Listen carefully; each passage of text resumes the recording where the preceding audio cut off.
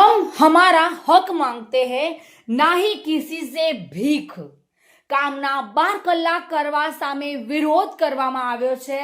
12 જેટલી પડતર માંગને લઈને મજદૂર સંઘનું રિવરફ્રન્ટ પર મહાસંમેલન યોજાયું છે। ભારતીય મજદૂર સંઘ દ્વારા દત્તુપંત ઠેંગડીજીની 106મી જન્મ જયંતિ નિમિત્તે રિવરફ્રન્ટ પર મહાસંમેલનનું આયોજન કરવામાં આવ્યું છે, જેમાં ભારતીય મજદૂર સંઘ સાથે જોડાયેલા 161 યુનિયનો અને મહાસંઘના કાર્યકરો વિશાળ સંખ્યામાં ઉપસ્થિત રહ્યા છે।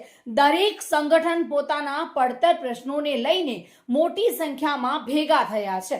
આ પડતર માંગણીઓને લઈને મોટી સંખ્યામાં ભેગા થઈને ભારતીય મજદૂર સંઘના કર્મચારીઓ સરકાર સામે દેખાવો કરશે। તમામ યુનિયનો પોતપોતાના સંગઠનો સાથે રિવરફ્રન્ટ પર પહોંચી રહ્યા છે। નાની નાની રેલી સ્વરૂપે પોતાની માંગણીઓને લઈને યુનિયન મહાસંમેલન માટે પહોંચી રહ્યા છે।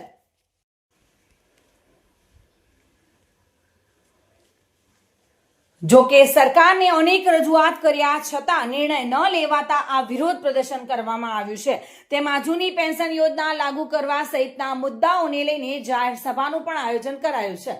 અનેક વાર ચર્ચાઓ કર્યા બાદ પણ સરકાર દ્વારા કોઈ નિર્ણય લેવામાં ન આવતા આ વિરોધ પ્રદર્શન કરવામાં આવી રહ્યું છે। મહાસંમેલન બાદ યુનિયન 5 સભ્ય મુખ્યમંત્રી સહિત તમામ વિભાગોના મંત્રીઓને આવેદનપત્ર પણ પાઠવવા માટે જશે। ગુજરાત સરકાર દ્વારા ઉદ્યોગ જગતમાં કામ કરતા કર્મચારીઓ માટે કામના કલાકો 8 કલાકથી વધારીને 12 કલાક કરવાનો નિર્ણય લેવામાં આવ્યો છે, જેનું યોગ્ય નિરાકરણ લાવવા માટે ચર્ચા વિચારણા કરી એક સમિતિ બનાવવામાં આવી છે।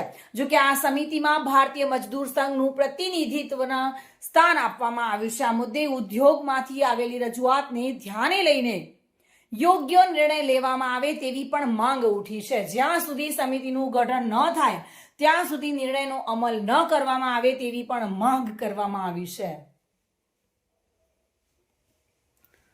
જોકે તેમાં અનેક માંગણીઓનો સમાવેશ થાય છે। શ્રમિકોના પ્રશ્નોનું ત્વરિત નિરાકરણ લાવવું, ખાલી પડેલા એએલસી, ડીએલસી અને જીએલઓ વગેરે તથા ઔદ્યોગિક સલામતી સ્વાસ્થ્ય વિભાગમાં ખાલી પડેલા તમામ સ્તરના ડાયરેક્ટરોની જગ્યાઓ અને ઔદ્યોગિક અદાલત તથા ન્યાય પંચમાં ખાલી પડેલી જગ્યાઓનો તાત્કાલિક અસરથી ભરવી જોઈએ।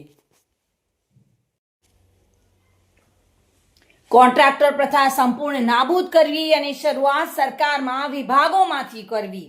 કોન્ટ્રાક્ટ પ્રથા કામ કરતા કર્મચારીઓને કોન્ટ્રાક્ટર દ્વારા પૂરતો પગાર તથા અન્ય ભથ્થાઓ પૂરેપૂરા ચૂકવાતા નથી અને કોન્ટ્રાક્ટર માલિકો દ્વારા પગારમાંથી પૈસા જબરજસ્તીથી પરત લઈ લેવામાં આવે છે। આવી પ્રથા રોકવા માટે હરિયાણા સરકારે બનાવેલા બોર્ડનો અભ્યાસ કરીને ગુજરાત સરકારે પણ નવા બોર્ડનું ગઠન કરવું જોઈએ। ફિક્સ ટર્મ કર્મચારીઓની મુદત ઘટાડી 1 વર્ષ કરવી અને ત્યારબાદ રેગ્યુલર પગાર ધોરણમાં સમાવેશ કરી તેઓની 1 વર્ષની નોકરી સળંગ ગણવી, તેના લાભો આપવા।